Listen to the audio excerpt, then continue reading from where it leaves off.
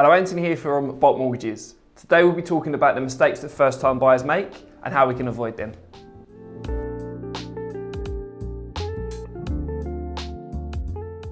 This can be a massive waste of your time.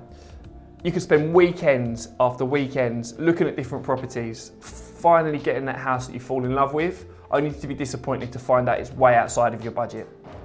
On top of that, finding out how much you can get agreed for and speaking to a mortgage advisor to get an agreement in principle prior to looking also puts your best foot forward when you want to make offers on properties. The reason being for this, let's say you're selling your house, somebody makes an offer on your property at 250,000, that person's got their mortgage in place, they know which solicitor they're going to use, and the second person makes the offer for 250,000, has not spoken to an advisor, has no proof their mortgage has been agreed, doesn't know which solicitor they're going to use. Whose offer would you accept?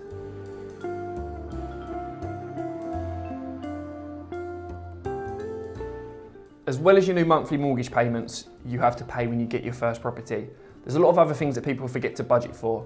You have to budget for your insurances. You've got your buildings and contents insurance, your life insurance, your income protection. You need to sit down and budget for your council tax, and you're also responsible for paying your phone bills, gas and electric. In a meeting with a mortgage advisor, they'll be able to go through the full ins and outs of your budget and find out exactly how much your outgoings are, so you can gauge how much it is you can borrow and how much you can spend on your mortgage, depending on what your outgoings and expenses will be.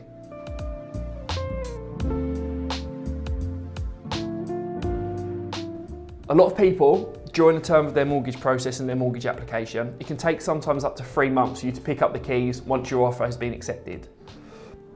Unless it's vitally needed, do not take out any further credit until you pick up the keys. There's been instances in the past where somebody's mortgage has been agreed in principle, the offer's been accepted on a property, and during the time for them having their offer accepted and picking up the keys, they would have taken out credit cards, personal loans, taken out cars on finance. And if a lender does a credit check right at the final stage, it can mean that the whole application and mortgage process will fall through.